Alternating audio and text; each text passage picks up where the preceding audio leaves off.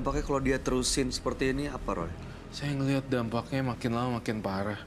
Dia bisa kena penyakit sendiri. Nah, tuh. Kayak penyakit pencernaan gitu. Dari Saya kok lihat dari perutnya kayak mulai aneh gitu ya. Iya. Roy, aku boleh nanya? Boleh silakan.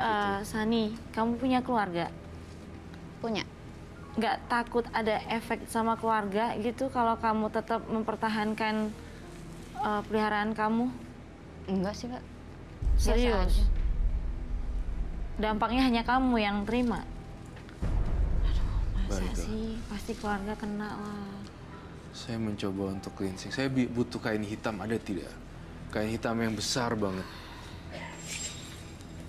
Roy, yang kamu lihat apa yang akan terjadi sama keluarga ya kalau dia terusin ini, Roy? Saya kalau lihat dia makin terusin ya, ini akan nyawanya akan hilang.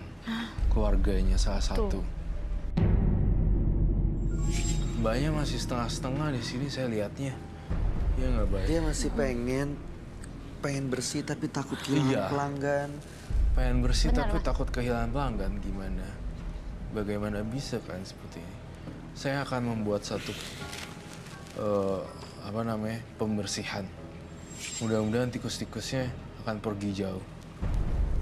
Jangan lupa nanti itu ditangkap lagi ya. Ya.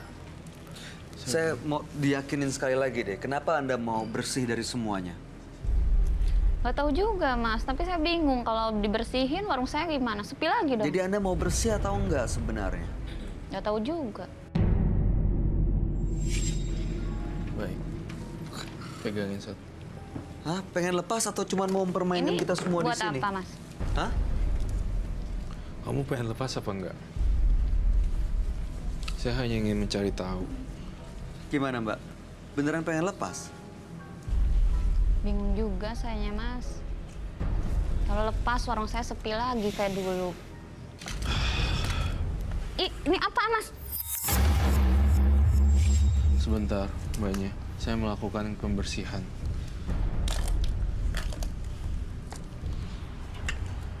Diam dulu ya.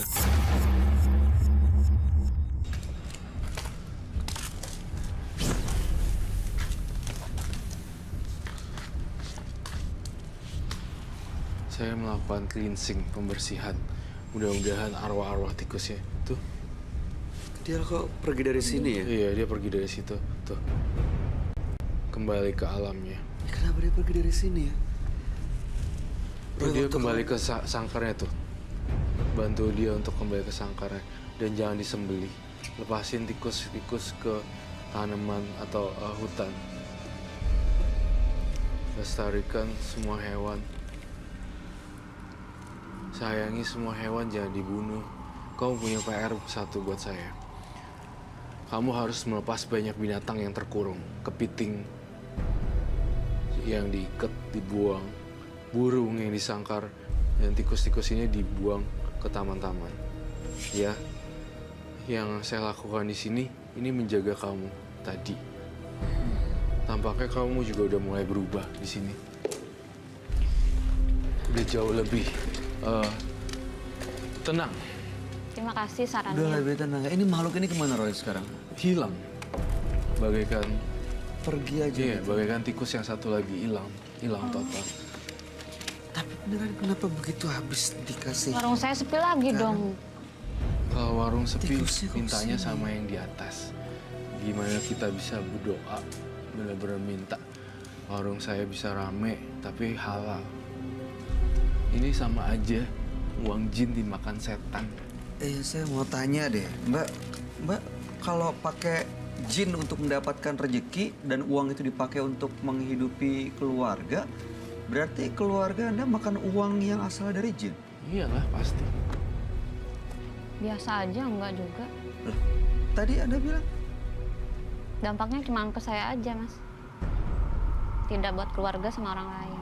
Kecuali orang yang tidak suka sama saya baru. mungkin Anda taunya Anda doang kali yang kena. Anda nggak tahu kalau ada dampaknya yang diterima keluarga. Tahu nggak? Enggak juga. Dulu perjanjiannya sendiri aja. Perjanjiannya sendiri. Jadi sekarang takut warungnya sepi. Iya. Kalau nggak pakai gini-ginian, makanannya enak kan? Ya juga sih, tapi udah terbiasa makan daging tikus juga. Hentikan kebiasaan makan daging tikus ya. Nggak higienis dan juga kasihan daging tikusnya. Itu opini versi Roy Kiyoshi. Makasih sarannya. Iya, terima kasih sama-sama. Mbak Fitri, ada yang mau disampaikan? Iya, yang pastinya kalau kamu memberikan makanan rezeki kamu yang nggak berkah itu kepada keluarga, juga keluarga nggak akan ngerasain berkahnya. Jadi lebih baik kalau mau minta rezeki dan segala macam ya sama yang di atas. Karena pasti ada dampaknya, baik di dunia maupun nanti di akhirat. Itu yang paling penting. Iya, kami berharap bahwa Anda masih percaya dengan Tuhan dan agama yang Anda yakini. Mudah-mudahan bisa mendapatkan berkah dan kebaikan untuk usahanya yang digunakan untuk menghidupi keluarga. Terima kasih sudah hadir di Menembus Mata Batin. Anda boleh bawa semuanya. Dan mudah-mudahan cerita Anda menjadi pelajaran buat kita semua. Enggak, Mas? Terima kasih. Boleh dibawa. Makasih. Terima kasih sama-sama. Jangan pernah bersekutu dengan kejahatan. Karena di balik semuanya itu hanya ada pengkhianatan yang menyakitkan. Berikutnya akan hadir seorang perempuan yang akrab dengan ritual mistis. Malam hari ini kami akan panggil dengan nama samaran. Kami persilahkan Ima.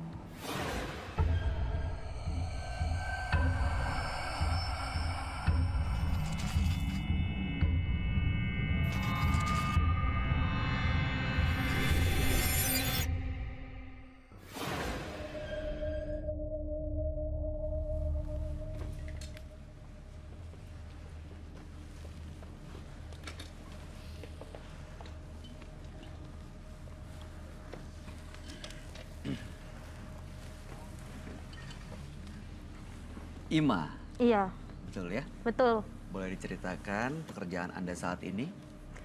Pekerjaan saya sekarang adalah karyawan swasta aja, Pak. Oke, Heeh.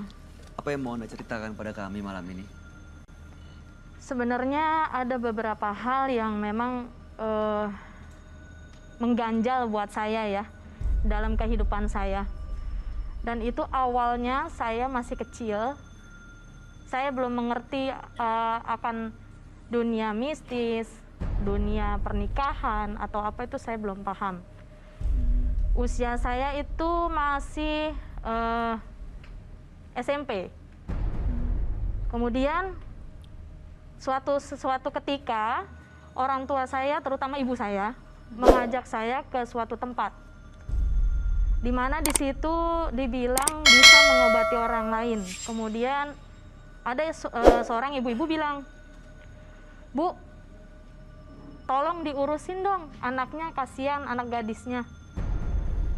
Entah berbicara apa, mereka ada di belakang saya dan saya tidak mengerti mereka bicara apa karena bicara dewasa ya. Saya belum mengerti. Keesokan harinya setelah pulang dari situ, keesokan harinya saya dibawa ke suatu tempat seperti itu lagi, tapi beda orang. Di situ saya ketemu sama bapak-bapak ya.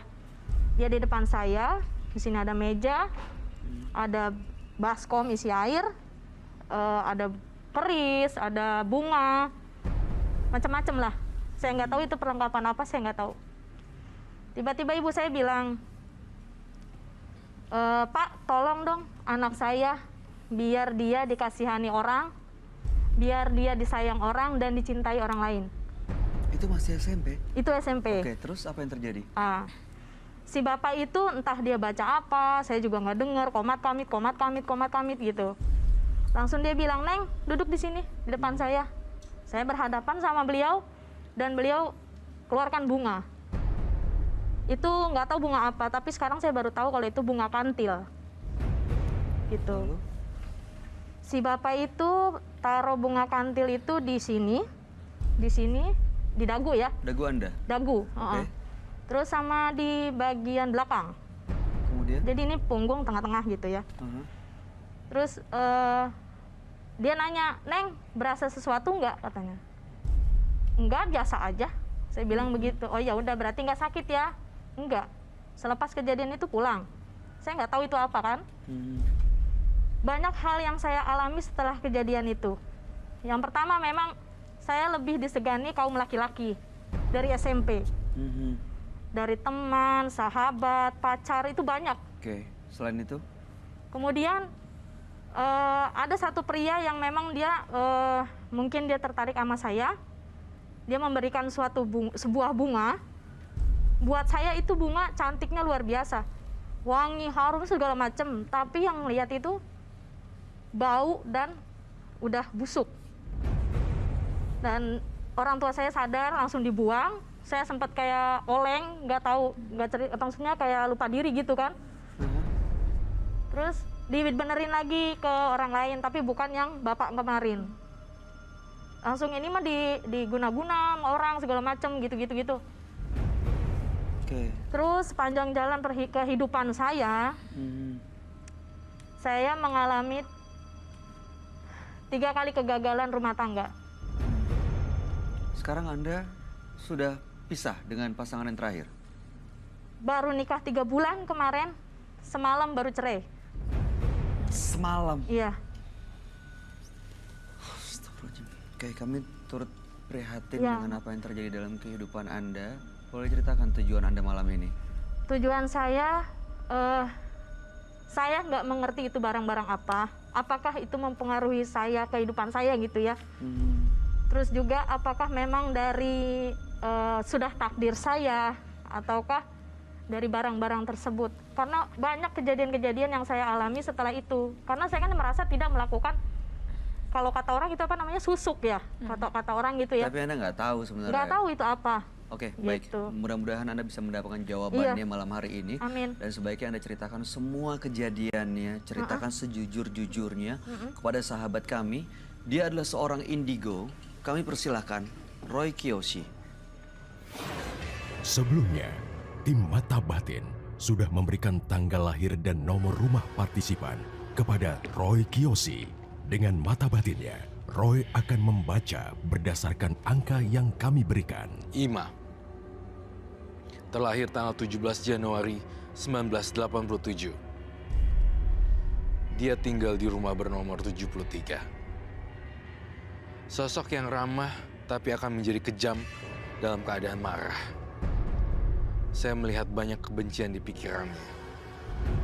Dalam mata batin saya, Ima telah diperistri oleh makhluk halus. Tapi sepertinya dia tidak pernah menyadari hal itu.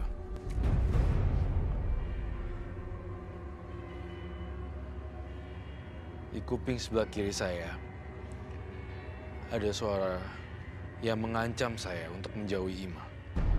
Tampaknya suami gaib dari Ima.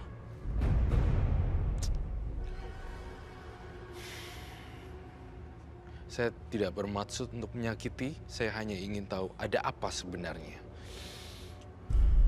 Baik. Saya akan memecahkan teka-teki misteri Ima pada malam hari ini.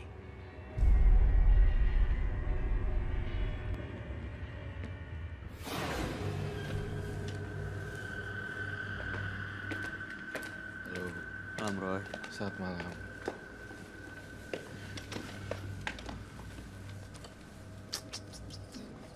Aduh. Saya ngerasa ada yang aneh di sini.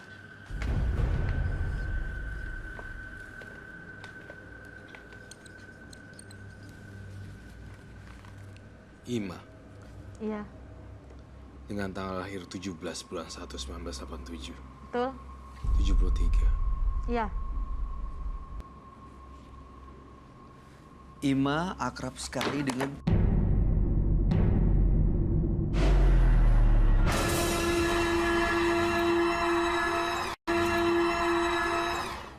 ritual mistis. Kenapa, Roy? Apa yang kamu rasain kok? Saya melihat ada warna abu-abu di tubuh Ima. Abu-abu. Apa itu ya?